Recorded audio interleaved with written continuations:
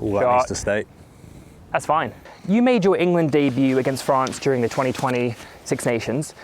What was that first moment like stepping onto the pitch as an England player, and how did it kind of compare with how you thought it would feel? It was a pretty surreal moment. It wasn't something that I was expected to do that early, to be honest. I think I played 25 or 30 games for Saints at that point, so I was still sort of just breaking through and was playing reasonable rugby.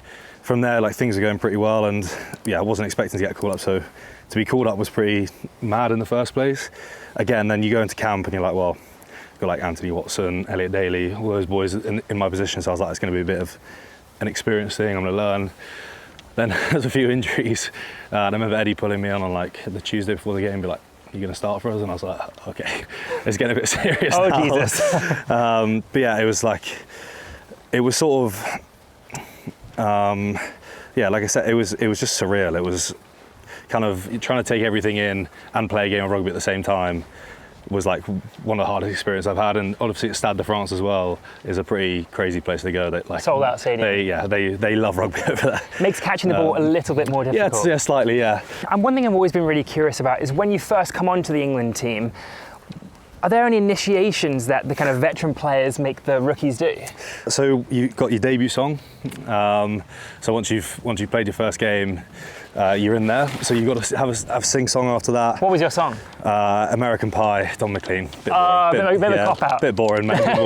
And then after that, you're meant to have a drink with every team member in the squad. Okay. Obviously, which you can get a little bit loose, but thankfully, I won't ask for some details. Mine wasn't too bad. There weren't too many people drinking that evening, so I think I had a couple and went to bed. Not there though. Is there a big difference between the playing level of club rugby and international? Is it a real kind of noticeable difference when you're on the field? You go into international rugby and it's the best players in the country, and so inevitably the standard steps up, the pressure steps up. It feels like you've got a lot less time. Now I'd love to be able to have as much like freedom as you get at Saints, but international rugby, I think, is just played differently as well. You make an error in international rugby and it's pounced upon and can be costly as well in games, whereas you probably get away with it a bit more playing club rugby. So yeah, there is a big difference, and you can go into it thinking there's not, but I think that will shock you. So you do have to sort of, I guess, change your game a little bit to suit the international style of rugby. Was there a specific moment where it could have been a tackle or something where you went, it was kind of like your welcome to international rugby moment? I think it was probably, Stade de France, like the first high ball that goes up, and you've got 80,000 French people going wild, wanting you to drop the ball. Obviously at fullback, you're sort of like you're exposed. You're on your own. So that, like, the mistake there becomes highlighted even more if you do drop it. So that was probably the first time I was like, okay. Did you make a mistake? Here we go. Yeah, I think the first one that went up, and I was like, and then obviously they're on your back after that as well. I'll Google that later. Yeah, then it becomes harder and harder after that. Yeah, and it probably felt like it was coming forever to you, like, oh my God, you had so much time to think, I'm sure. Exactly, yeah. Whereas most 99% of the games or times you play and a high ball goes up, you're not thinking about anything else other than just like focus on that, and you're not thinking about catching it or dropping it. Whereas like that first one goes up and you're like, don't drop it. Like, top athletes always say this. They say when they're at their best, they're on autopilot. Yeah. And when you're thinking too much about what you have to do, you tend to struggle. Yeah, exactly. I mean, same with golf. There's the cliches like flow state, isn't it? And the more you can get into that, the better. Like the times I'm playing my best is when I'm not thinking. You've put yourself in positions in training to then go and do it in games. Which is why, like I said, if you're not thinking, you've done that a million times before. So your body sort of your body takes over. Whereas if you're thinking, there's probably a bit of doubt in there, and you're milliseconds off, and you're getting man and ball rather than getting a pass away, for example. So it's hard to get into flow state. I think that's where like the psychology side of the game is starting to step up, but. Once you're in it, it's quite nice for you. You work with a psychologist? I've done bits with a psychologist before. Do you feel like it benefits you? Some people feel like it doesn't really do much for me. Yeah, I've got mixed opinions of it. I think if you really, really buy into it, I think it can be beneficial. Sometimes I'm like, it gets me overthinking, which I don't really like. It's trying to do the opposite of that, but sometimes it can get you overthinking rather than trying to get you into that place where you don't really need to think. Go left. Break. Well, that's not a shot. Yeah, it's not too bad. Many top players make the move to France for the higher salaries. Is the move abroad ever something you consider? Potentially. At the moment, I'm loving my time at Saints. Obviously, I'm a captain inside as well, which is a dream come true. So, yeah, it's like I love the club environment we have. Northampton's an alright place to live. I've started learning to love it.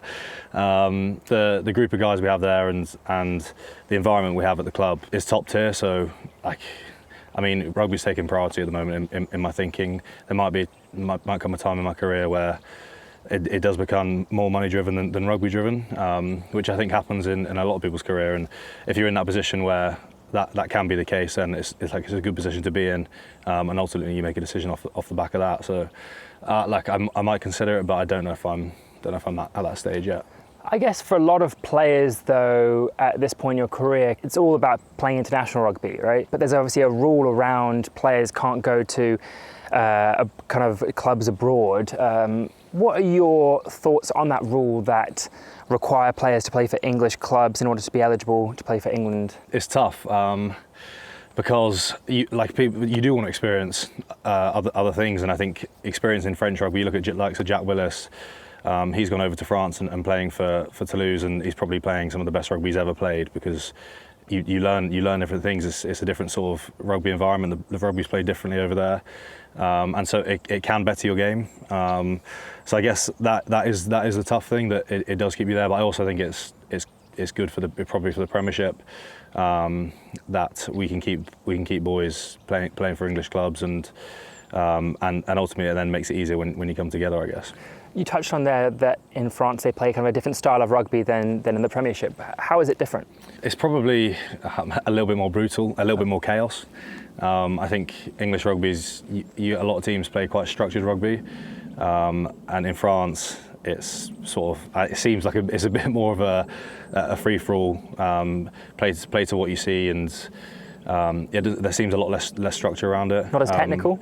Is that a fair word? I think it probably is as technical, but it doesn't look as technical. Do you know what I mean? And like I said, there probably is a structure that they definitely have, but again, it looks sort of unstructured, and it looks like boys might go off and do stuff on their own, but there's always a thought process behind it, and that is probably the difference. And you got some big old boys playing out. I mean, you got some big boys in the Prem, but French rugby takes it to a new level.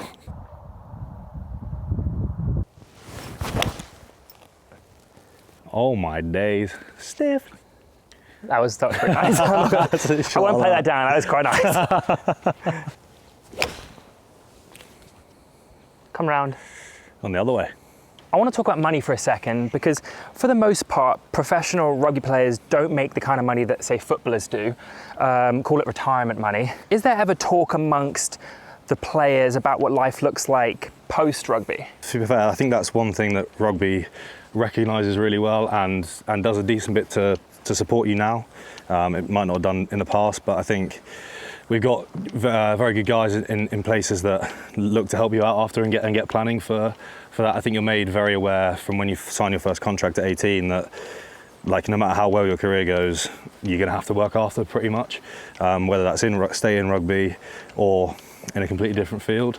Have you thought about the kind of industry that you would potentially go into, whether it's staying in rugby or something completely different? I'm sort of in the process of starting up a company to do with sort of wellness and recovery at the moment. So I guess we'll see. Something you know a lot about. We'll see. Yeah, exactly. Yeah, we'll see how well that goes. I'd like to try out a few different fields and then give myself a little bit of freedom after rugby to continue to explore those.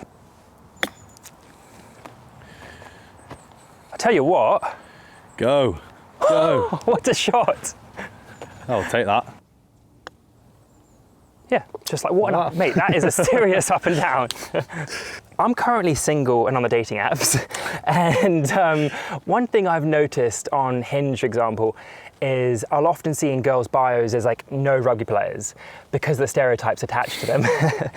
From your perspective, how accurate are these stereotypes? They're a load of rubbish, mate. I don't know what you're on about.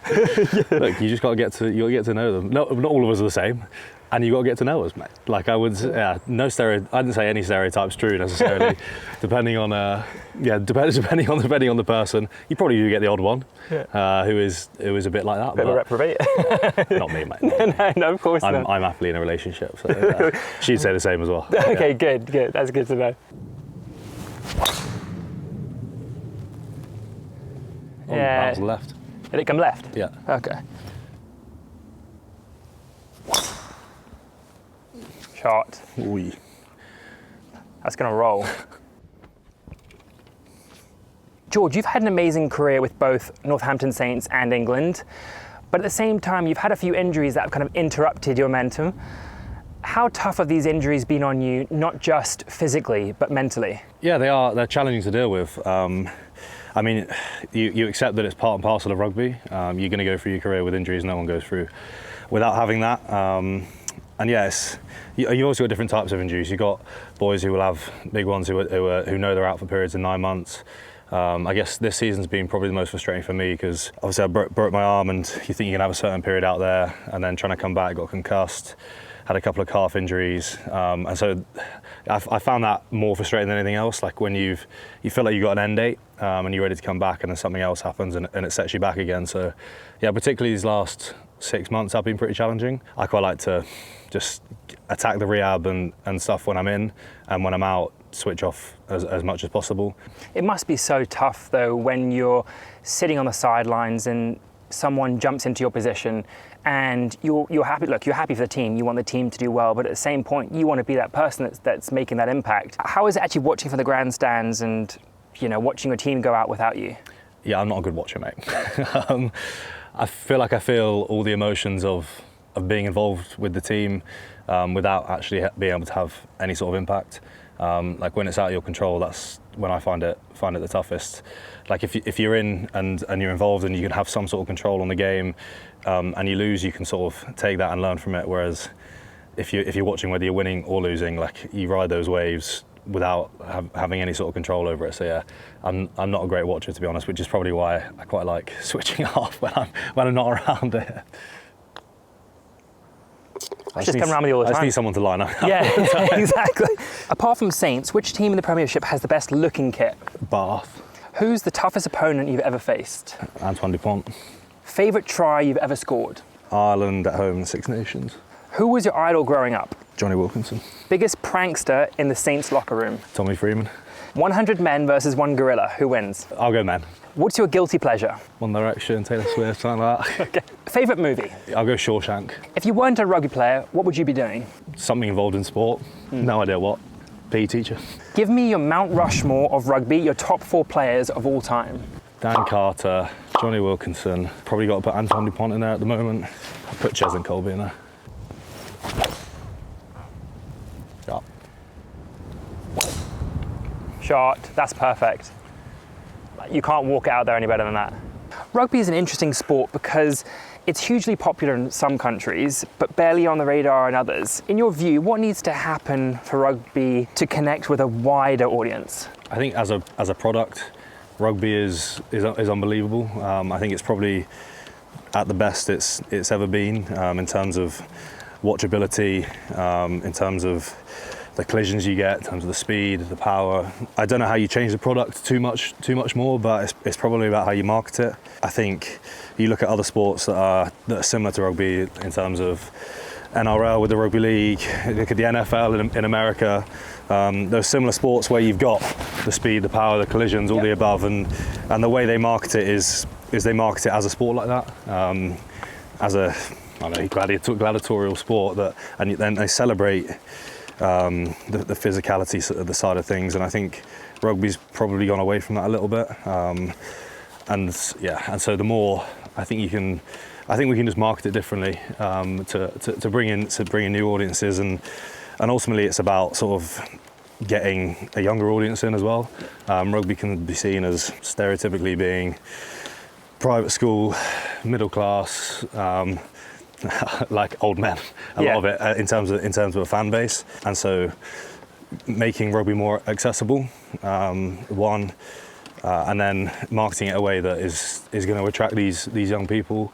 I think you even look at the likes of, I mean, I don't like speaking about him because I speak about him all the time, but like the likes of Henry Pollock, who is a young guy, 20, and he wears head tape, and you've got kids walking around in head tape all the time doing and he does like try celebrations and stuff, and doing things even stuff like that, where that sort of gets pushed, and that is bringing in a younger audience. So finding different ways to do that, and ultimately we're going to rely on a younger audience to continue the fan base and to keep rugby growing.